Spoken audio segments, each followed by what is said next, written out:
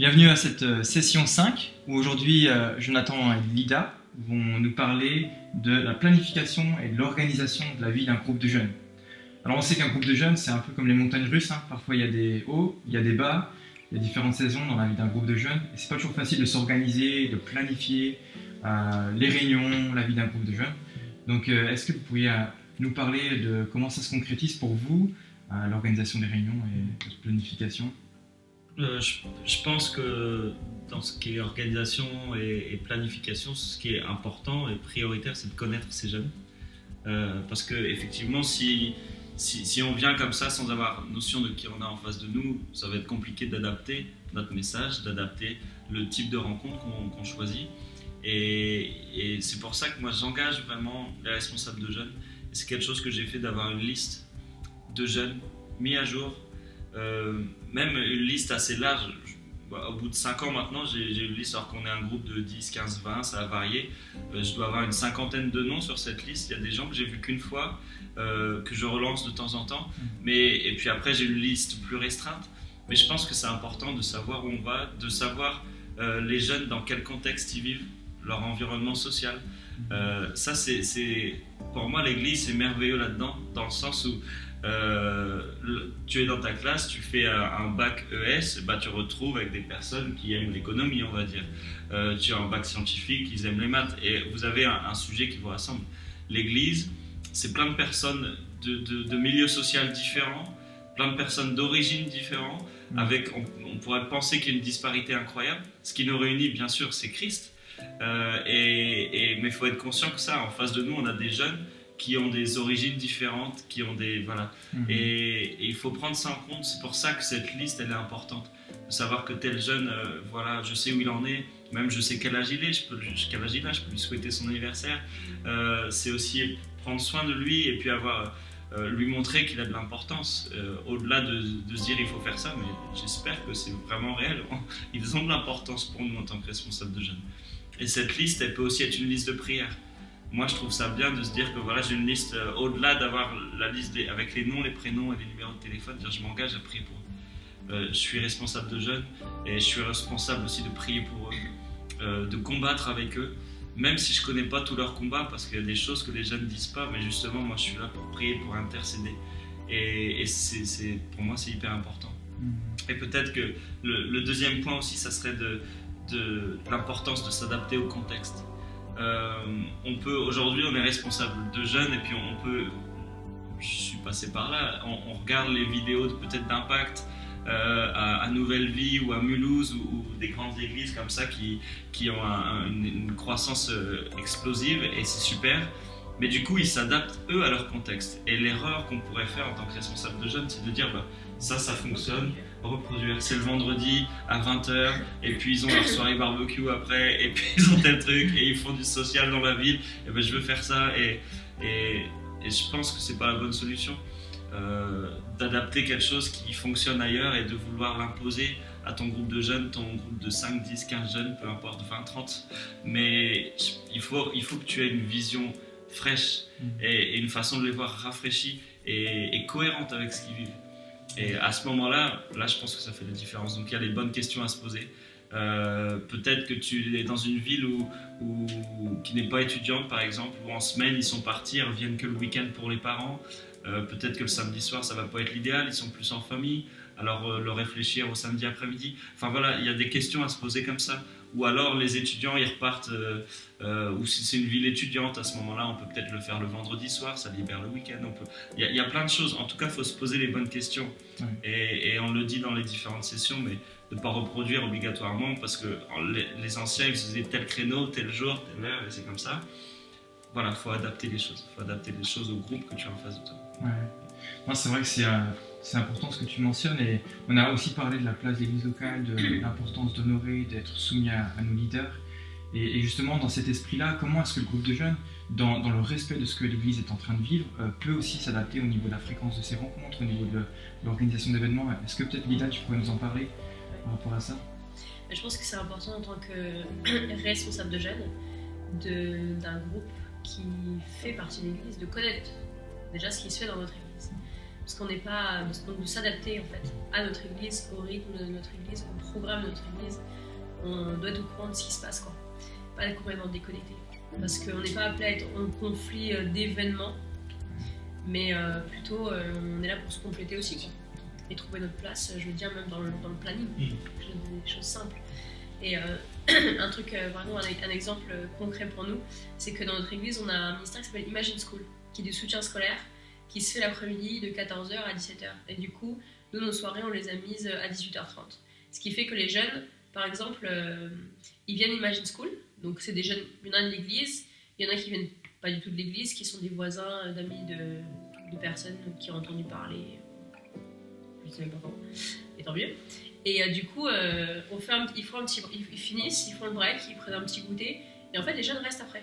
Donc c'est tout bénéfique pour nous. Donc ça, c'est vraiment un moyen on s'adapte au programme de l'église, et du coup, ça peut être complètement bénéfique pour nous. Après, on s'est déjà retrouvés où il y a des moments où on avait des événements qu'on voulait faire, mais que justement parce qu'on connaît le planning de l'église, on va pas le mettre en même temps. Parce qu'on sait que on va forcément avoir peut-être besoin des jeunes là, parce qu'on veut peut-être des jeunes à une soirée spéciale dans l'église, et justement, il faut faire attention à éviter le conflit d'événements et de choses comme ça. Et c'est pour ça aussi que c'est important de planifier, je pense. De planifier vraiment à l'avance. Alors parfois on se dit c'est difficile de planifier avec les jeunes et tout ça, mais je pense que c'est vraiment super important de savoir à quelle fréquence on veut nos réunions de jeunes. Moi, quand j'ai un peu repris le groupe de jeunes à choisir, on a commencé une fois par mois. Et ça changeait tout parce qu'avant c'était quasiment toutes les semaines, je crois. Et j'ai parlé avec mon mari, avec Pascal, qui est le pasteur donc, de l'église, et je lui ai dit mais il faut qu'on commence au moins une fois par mois parce que ça va déjà les fidéliser une fois par mois. Et puis ensuite on verra. Et en fait pendant un an on a fait une fois par mois, ce qui a permis déjà au groupe de jeunes de grandir un peu, de fidéliser les jeunes, de connecter un peu plus, tout ça. Et puis ensuite on est passé, on savait par exemple que toute l'année ça allait être une fois par mois. Donc on avait une date déjà planifiée en avance par rapport au spectacle de Noël, par rapport je sais pas, à Pâques, par rapport donc, à Multitude, par rapport à plein de choses. On savait quand allait être la soirée jeune. Et ensuite on est passé à une fois toutes les 2 semaines. Donc on sait que une fois toutes les 2 semaines, on a le groupe de jeunes, les jeunes le savent, ils peuvent communiquer aussi à leurs amis, pas ce samedi mais le samedi d'après. Et du coup, c'est plus facile en fait, même pour nous programmer, je veux dire, dans ce qu'on doit faire. On se donne par exemple 4 semaines, on va faire ça comme thème, ou 2 semaines, on va faire ça comme thème, ou voici combien de semaines on a ce trimestre-là, donc voici ce qu'on a envie de construire pendant ce trimestre-là avec les jeunes, avant les vacances. Et puis surtout, s'il y a une réunion qui saute, on sait qu'il y a une prochaine qui arrive bientôt, ou on sait comment ça va se passer, on n'est pas là genre ça se supprime, mais attends, quand est-ce qu'on met la prochaine, quand est-ce qu'on met la prochaine réunion de jeunes. Donc je pense que c'est important de s'adapter à notre église, au programme, et aussi de planifier à l'avance. Quelque chose qu'il faut qu'on voit avec notre pasteur. Bien sûr. Et parfois de planifier à l'avance, ça peut donner l'impression de perdre du temps parce qu'il faut réserver presque une journée, une après-midi, regarder toutes les dates. Se dire là, mais c'est vraiment beaucoup de temps de préparation, mais en fait on gagne du temps pour la suite et c'est vraiment bénéfique pour la vie du groupe de jeunes. On a parlé aussi donc, des types de réunions. Est-ce que vous pourrez peut-être mentionner des exemples de comment vous avez adapté vos réunions de groupe de jeunes au contexte local et puis aussi à votre connaissance des jeunes, de là où ils en sont avec le Seigneur, de ce qu'ils vivent à la maison et tout ça? Alors, pour moi, le responsable de jeunes, c'est quelqu'un qui fait de la cuisine. On change tout le temps. Enfin, c'est pas qu'on change tout le temps, mais c'est en tout cas qu'on soit dans ce souci permanent de dire qu'il faut que je sois prêt au changement. Et quand il y a des choses qui ne fonctionnent plus, est-ce que je dois insister ou est-ce qu'il faut que ça change? Et la forme, moi, sur les 5 ans passés, et puis même sur les plus de 10 ans, 15 ans, oh là là, d'années où j'ai fréquenté des groupes de jeunes, à 15 ans, à commencer, c'est de se dire, voilà, pour certains, peut-être, on a fait des kermesses à des moments où on voulait impacter dans le quartier, où on allait visiter les maisons de retraite. Voilà, il y avait un désir d'être actif dans la vie de la cité, dans la vie de notre ville et de faire des choses comme ça. Parfois, il y avait un désir qui était plus centré un peu sur le groupe de jeunes, moins vers l'extérieur. Ça dépendait aussi à des saisons. Je pense que c'est important d'être sensible aux saisons dans lesquelles le groupe de jeunes passe. Ouais. Il y a eu des années où il y a eu des groupes de jeunes, j'ai vécu ça, qui étaient passionnés, qui étaient déjà engagés avec Christ, qui servaient dans l'église, Et du coup, eux, ils avaient ce désir d'aller servir. Pour eux, c'était, voilà, ils avaient compris ça. Puis à d'autres moments où on a changé, par exemple, les tranches d'âge, ça arrive aussi. Des fois, on crée des groupes de jeunes adultes. Et puis on récupère des groupes de 14 à 20 ans, plus ados, et on va peut-être travailler plus à les faire grandir en maturité. Et du coup, on va peut-être moins aller vers l'extérieur. On va peut-être adapter les réunions. Je pense que c'est quelque chose qui est important. Nous, dans notre église, il y a 2 ans, quand on a commencé à faire 1 fois par mois, j'ai vraiment eu cette vision de faire des soirées jeunes. C'est-à-dire de ne plus appeler ça un peu groupe de jeunes ou réunion de jeunes, mais vraiment des soirées. Et du coup, avec les 2 leaders de jeunes que j'avais et qui maintenant sont vraiment des leaders sur qui je peux compter et tout, on s'est réunis ensemble et on s'est dit ok, on va trouver un thème pour chaque soirée. Et on va appeler ça soirée bingo, soirée jeux de société, soirée feu de camp, soirée truc. Parce qu'au niveau de la com, c'est beaucoup plus simple d'inviter des amis à tiens, viens, une soirée feu de camp, que de dire viens à l'église, j'ai un groupe de jeunes. Réunion de jeunesse. Et du coup, en fait, ça a vraiment marché en fait, au niveau de la com. Alors, on marche sur un format de à peu près 2 heures. Quand je dis 2 heures, c'est vraiment sur papier, ça dure toujours plus. Mais la première partie de la soirée, en fait, c'est donc 2 parties. La première partie, c'est vraiment un culte, parce que je pense que c'est important que les jeunes vivent aussi des temps forts avec Dieu spirituellement. Pas que dans le temps fun, il n'y a pas de spirituel, hein, je pense que c'est aussi spirituel.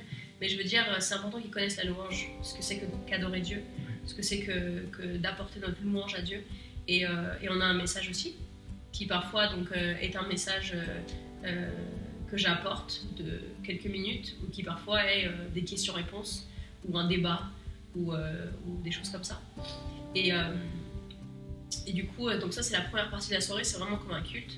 Notamment, on a des jeunes qui viennent à nos soirées et qui ne viennent pas le dimanche.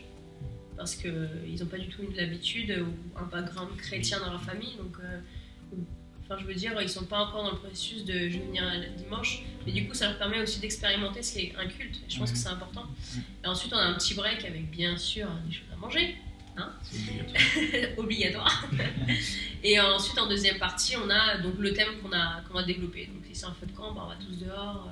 On brille des saucisses, on brille des marshmallows, voilà. Si c'est bingo, on installe des tables, on fait vraiment quelque chose de super. Et en fait, je pense que, en tout cas, ce format-là, ça a vraiment tout changé dans le groupe de jeunes. Ça a vraiment permis même plus de liberté en fait dans la créativité des jeunes avec qui je travaille, parce qu'ils amènent beaucoup d'idées. Par exemple, pour la partie fun, que jamais ça aurait traversé mon esprit, quoi. Et je veux dire, ils sont beaucoup plus proches en âge aussi des autres jeunes, donc je me dis heureusement qu'ils sont là aussi pour